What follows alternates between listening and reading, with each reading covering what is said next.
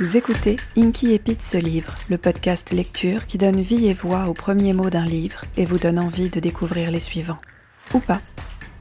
En ce moment, c'est l'été, et je vous emmène en voyage au cœur de l'imaginaire grâce aux éditions 1115, agence de voyage littéraire, et plus particulièrement grâce à leur collection de nouvelles, la collection Chronopage. Nouveau voyage, nouvelle planète. Je vous emmène sur Vénusia, une planète un peu particulière, dirons-nous, avec les premiers mots de Elisabeth, écrits par Anne Carré.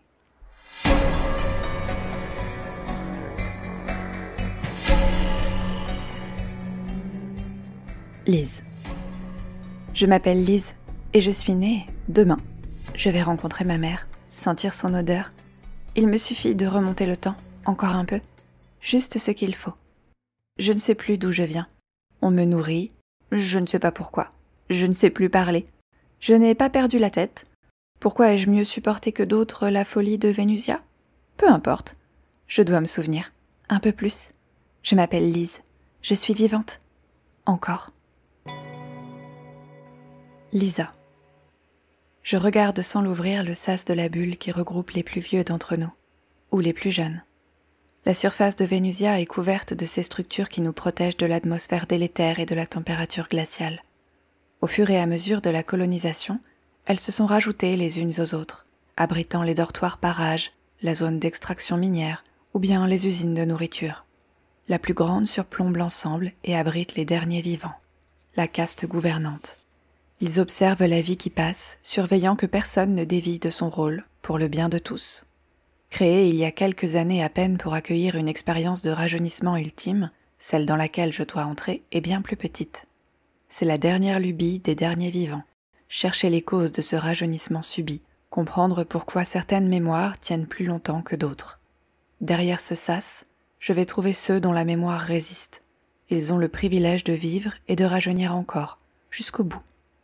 Rick me sort de mes pensées. « Lisa, ça va ?» Il me connaît. Il sait que je ne vais pas bien, que je ne veux pas être là.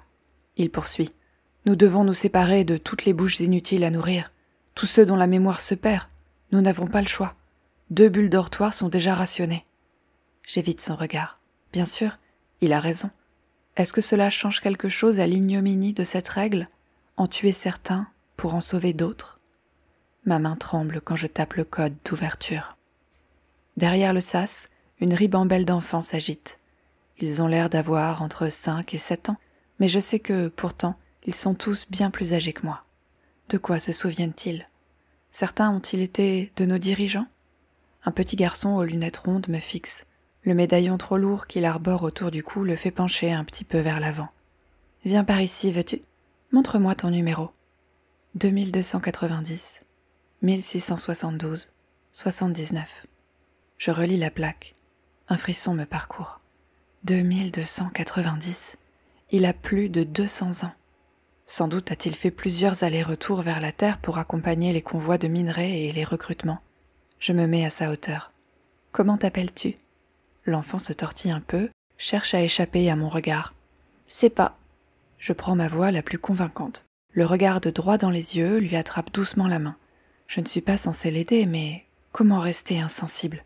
C'est important. Il faut vraiment que tu te concentres. Dis-moi quelque chose dont tu te souviennes. Un nom, un moment, un ami, n'importe quoi. Le temps passe. J'attends. J'espère. L'enfant recule, puis se renfrogne et me crache sa réponse. « C'est pas, je te dis !» Rick pose une main bienveillante sur mon épaule, me faisant baisser la tête. « On doit faire ce qu'il faut pour le bien de Vénusia, » me dit-il doucement. La décision n'est jamais simple. Parfois, elle est terrible. J'appréhende le jour où Rick sera ce petit garçon devant moi. Serai-je capable de trancher ? Et qui le fera pour moi quand le temps sera venu ? Il me regarde de ses grands yeux. Qu'il paraît jeune déjà. J'espère que sa mémoire tiendra et qu'il sera autorisé à participer à l'expérience de rajeunissement ultime. Sinon, je ferai mon devoir. J'inscrirai son matricule sur la liste des enfants qu'on sortira des bulles protectrices. Il courra, comme tous ces enfants heureux de fouler enfin le sol de Vénusia, hors de leur zone de vie étriquée, jusqu'au moment où l'oxygène leur manque, jusqu'au moment où ils tombent, le nez dans le sable gris, laissant leurs cheveux bouger seuls au gré du vent stellaire. Ce spectacle est aussi désespérant qu'il est nécessaire pour la survie du groupe. Je signe le document qui enverra le matricule 2290 1612 79 courir sur les lunes demain. Je viens de tuer un homme, pour le bien de Vénusia, pour le bien des miens.